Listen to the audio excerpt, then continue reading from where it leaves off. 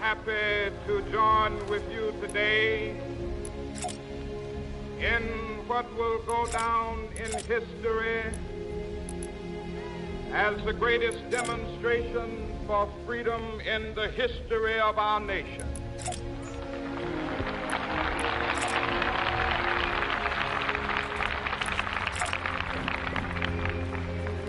"50 years ago,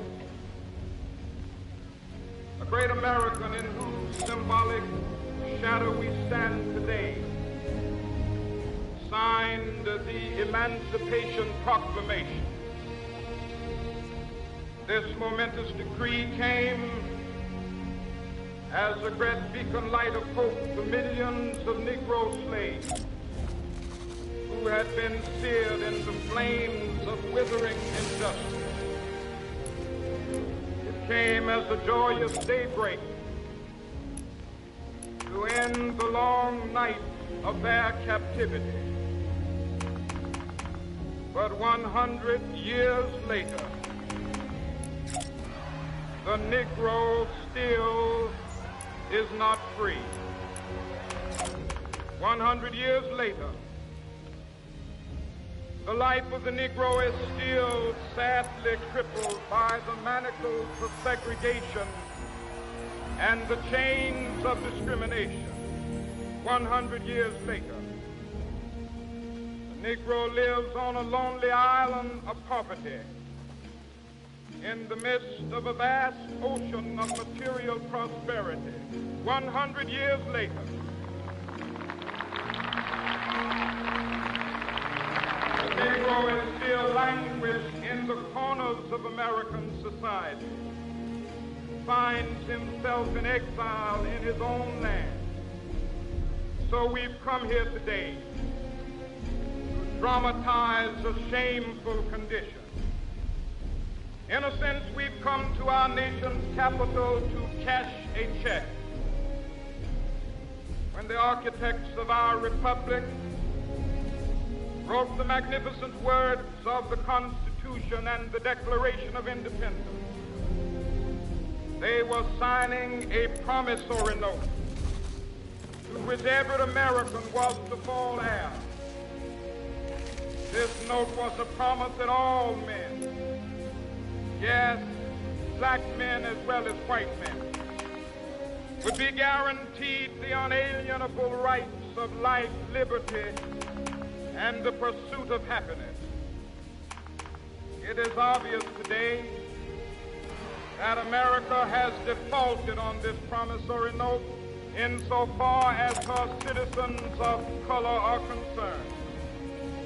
Instead of honoring this sacred obligation, America has given the Negro people a bad check, a check which has come back marked insufficient funds.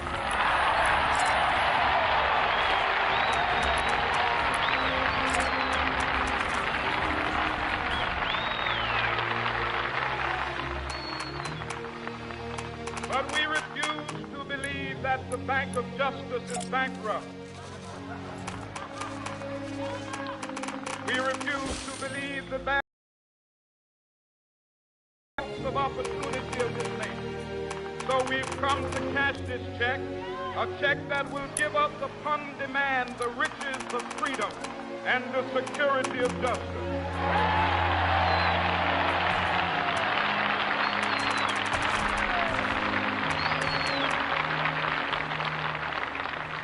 We have also come to this hallowed spot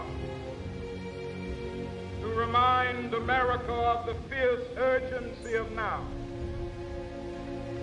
This is no time to engage in the luxury of cooling off or to take the tranquilizing drug of gradualism.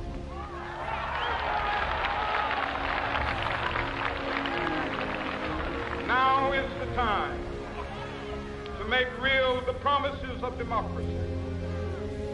Now is the time to rise from the dark and desolate valley of segregation to the sunlit path of racial justice. Now is the time to lift our nation from the quicksands of racial injustice to the solid rock of brotherhood. Now is the time. Make justice a reality for all of God's children. It would be fatal for the nation to overlook the urgency of the moment. This sweltering summit of the Negro's legitimate discontent will not pass until that is an invigorating autumn of freedom and equality. 1963 is not an end, but a beginning. Those who hoped that the Negro needed to blow off steam and will now be content will have a rude awakening if the nation returns to business as usual.